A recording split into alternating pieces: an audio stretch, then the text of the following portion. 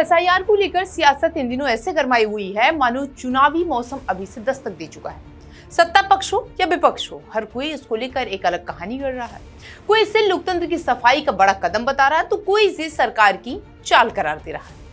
यानी मामला ऐसा है कि जिसमें हर किसी की अपनी अपनी गणित बैठती हुई नजर आ रही है। अब निर्वाचन आयोग ने एसआईआर प्रक्रिया के तहत यूपी की ड्राफ्ट वोटर लिस्ट जारी कर दी है। इस ड्राफ्ट में कुल 2.89 करोड़ वोटरों के नाम हटाए गए हैं। इस तरह प्रदेश में 12.55 करोड़ वोटर हैं।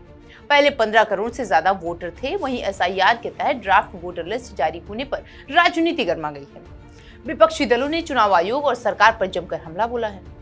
एआईएमआईएम नेता असीम वकार ने कहा कि योगी जी को इस्तीफा दे देना चाहिए क्योंकि नकली वोटरों पर सरकार बनी हुई है। उप मुख्यमंत्री केशव प्रसाद मौर्य ने कहा कि ये एक प्रक्रिया है और सभी को इसका हिस्सा बनना चाहिए। वोटर लिस्ट चुस्त और दुरुस्त होनी चाहिए और साथ में ही उन्होंने अखिलेश यादव को भी आड़े हाथ लिया और जमकर निशाना साधा।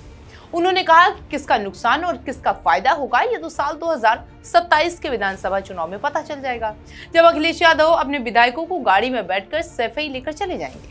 तब उनको पता चलेगा। बिना रुके हुए उप मुख्यमंत्री ने यह भी कहा कि एसआईआर की ड्राफ्ट वोटर लिस्ट बन चुकी है। बीजेपी पारदर्शितापूर्ण शुचितापूर्ण चुनाव हो, इसके लिए काम किया जा रहा है। ड्राफ्ट सूची में सभी कार्यकर्ता अपना नाम, अपने परिवार वालों का नाम चेक कर ले। किसी भी ऐसे व्यक्ति का नाम न छूटने पाए जो मतदान की योग्यता रखता हो।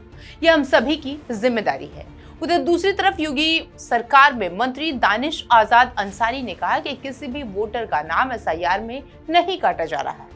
विपक्ष ये भ्रम फैला रहा है। ऐसे नाम हटाए गए हैं जो डुप्लीकेट हैं, जिनकी मौत हो चुकी है या जिनको लोग कहीं पर शिफ्ट हो गए हैं।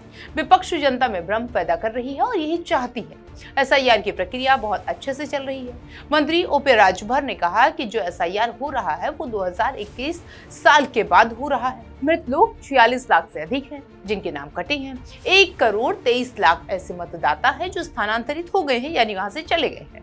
अब उनका नाम एक जगह हो गया है, जिसे लेकर विपक्ष शोर मचा रहे हैं। इसी के साथ ओपी राजभर ने यह भी कहा कि जो लोग इस राज्य को छोड़कर दूसरे राज्य गए हैं, वहां जाकर वो बस गए हैं, ऐसे लोगों के नाम एक जगह किए जा रहे हैं। उनमें से कुछ ऐसे नाम भी हैं जो मौके पर नहीं मिल पाए हैं। इसके लिए भी चुनाव आयोग ने व्यवस्था की है। विपक्ष केवल सड़क पर हल्ला कर रहा है और सच्चाई ये है कि चुनाव आयोग निष्पक्ष तरीके से मतदाताओं को मतदाता सूची में शामिल करना चाहता है।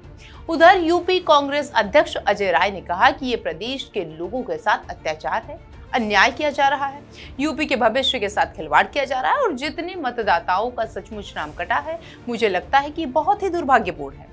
चुनाव आयोग को इस पर फिर से विचार करना चाहिए। ये जल्दबाजी का निर्णय है, उत्तर प्रदेश के लिए बहुत ही दुर्भाग्यपूर्ण है। वहीं आज सांसद संजय सिंह ने भी बयान दिया और कहा कि यूपी में चुनाव आयोग और बीजेपी से मिलकर लोकतंत्र के साथ खिलवाड़ कर रही है। प्रदेश में 2 करोड़ 90 लाख से ज्यादा वोटर्स के नाम जानबूझकर वोटर लिस्ट से काट दिए गए हैं, जो देश के इतिहास का सबसे बड़ा वोट घोटाला है। सपा प्रवक्ता आशुतोष वर्मा ने कहा कि सवाल ये नहीं है कि कितने नाम कटे हैं, बल्कि सवाल ये है कि आज से 10 दिन पूर्व हमारे उत्तर प्रदेश के मुख्यमंत्री योगी आदित्यनाथ को ये कैसे पता चला था कि 3 से 4 करोड़ नाम कट गए हैं। ये तो चुनाव आयोग की पारदर्शिता पर सवाल उठाता है। क्या चुनाव आयोग बीजेपी को ये बात करने पहले ही शेयर कर देती है? क्या बीजेपी को इन चीजों के बारे में पता होता है कि किसके नाम कट रहे हैं?